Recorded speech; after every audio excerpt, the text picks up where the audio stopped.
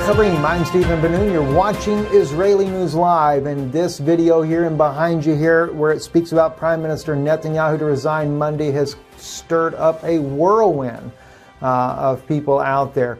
And of course, some of them actually saying, well, it's fake news and we won't subscribe to Israeli News Live if it doesn't happen on Monday. Let me make a couple of things clear real quick, because I really want to share with you guys exactly why we published this story here, and to give you a little bit better understanding about the source.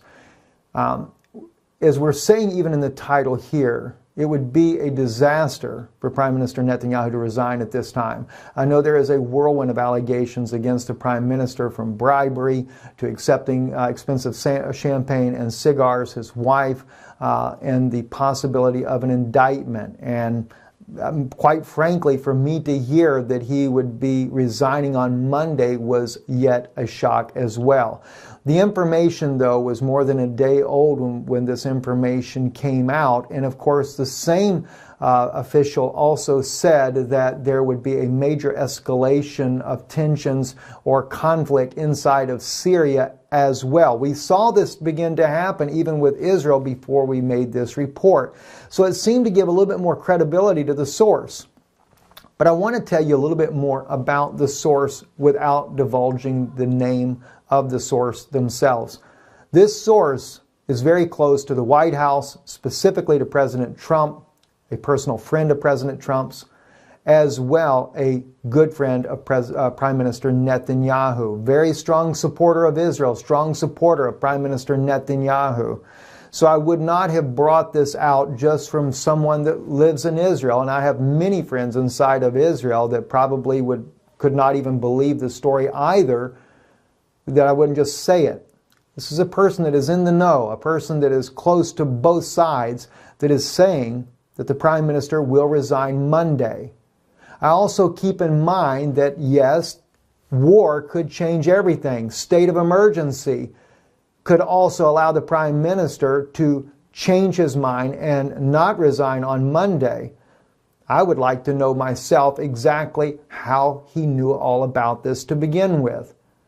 But nonetheless, that was shared with us, and because we've seen that escalation already beginning in Syria with what happened with the downing of the Israeli F-16, and as well as Israel striking 12 Iranian targets in there, and the first time the conflict between Iran and Israel ever really began to give more credence to this source here. This is not a prophecy. I did not prophesy this. I'm only citing this source here, and I was given specific times. And again, as I said, a very close friend to President Trump as well, and in the know on both sides of the fence of what's going on. Strong supporter of Israel and a strong supporter of Prime Minister Netanyahu, a friend of Prime Minister Netanyahu. So if it does not happen, it does not make us a fake news. We reported exactly what we saw. I want to share with you, though, some other things as well. We know that the Haaretz says here Netanyahu will not need to step down if he is indicted, Israeli Justice Minister says. And we know that Prime Minister Netanyahu has stated publicly that he would not step down. He also stated publicly just the other day on the Los Angeles Times was reporting that he would be indicted soon. So no doubt he knows that that is coming. But at the same time, we know that Israel warns Iran after launching major raids in Syria. This could change everything. This could actually give the Prime Minister a justification not to resign or not to step down with the pressure of all these allegations. And in fact, when the F-16 was down by the Syrian military, Israel responded, striking a dozen Iranian targets inside of the country. And I thought that was kind of odd. Why strike Iranian targets if indeed it was Syria that downed the Israeli plane, which we know it was done by the S-200 system that Israel has. We also know there is a great upheaval as well over the State Department of the United States saying that the Syrian government is using sarin and chlorine gas against its civilians, and they are really ready to try to rein in both Russia and Bashar al-Assad for those chemical attacks. So there is a lot of reason for escalation definitely to be on the horizon. And after the Prime Minister now instructed his Air Force to strike 12 Iranian targets inside of Syria, it really, not officially now, but it puts Israel in a serious, very close to a state of emergency. Now that would give the Prime Minister the ability to stay in office. But then we get people out there making videos already against us saying that we're fake news. And one of the things that they actually cite, and it's a man sitting in Galilee, from what I understand, supposed to be a believer in Yeshua. And I really appreciate that he's a believer in Yeshua. I'm not here to condemn the man. I would not call him out by name or anything. But he said that we're also fake news because we said that, well, Israel gave up land to the Vatican.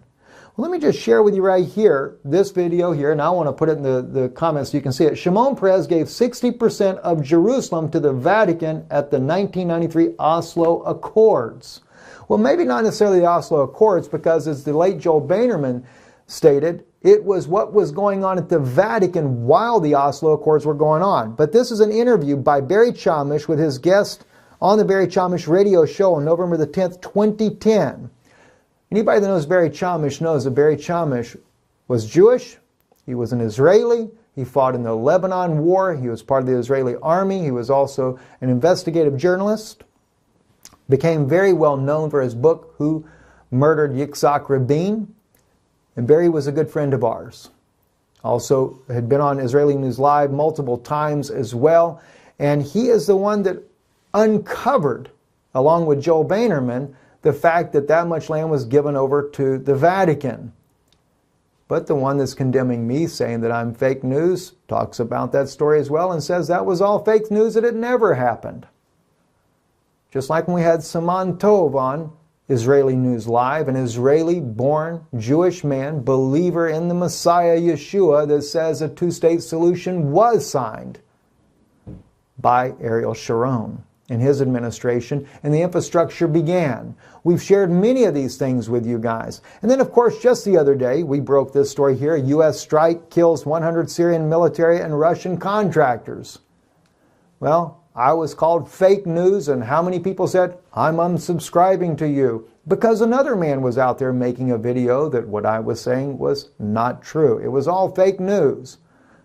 Only to come out the very next day, CBS, BBC, RT, and in fact BBC and CBS both quoted Pentagon sources saying there were Russian mercenaries among the dead, and of course they cited on BBC 100 were killed. And they were stating that from American sources at the Pentagon. Just because sometimes we break something before someone else doesn't make us fake news. And yes, we may make a mistake here and there. We will try to correct that.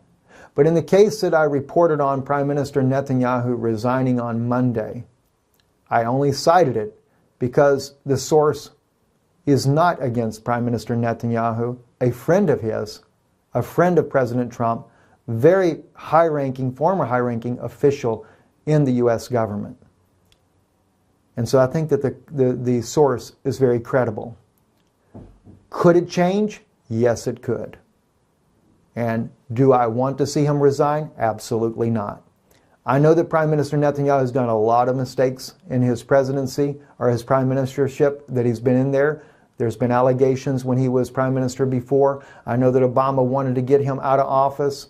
And as I stated to you recently, the video that came out in 2012 that was slamming him, we got to see the side of Prime Minister Netanyahu that did not just want to divide up the land. I have a great respect for the Prime Minister for not wanting to divide up Israel.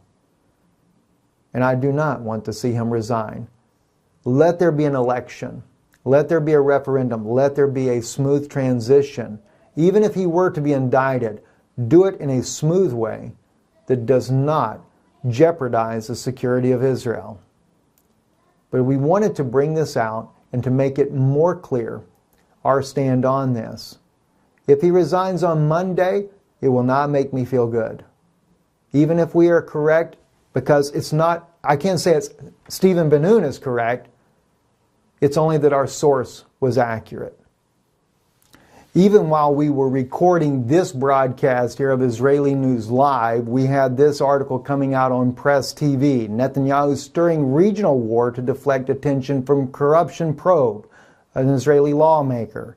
This lawmaker here, I believe, is from the Arabic side of the Knesset there. It says an Israeli lawmaker says Prime Minister Benjamin Netanyahu is seeking to instigate a regional war to deflect attention from the ongoing investigation into suspicious corrupt practices.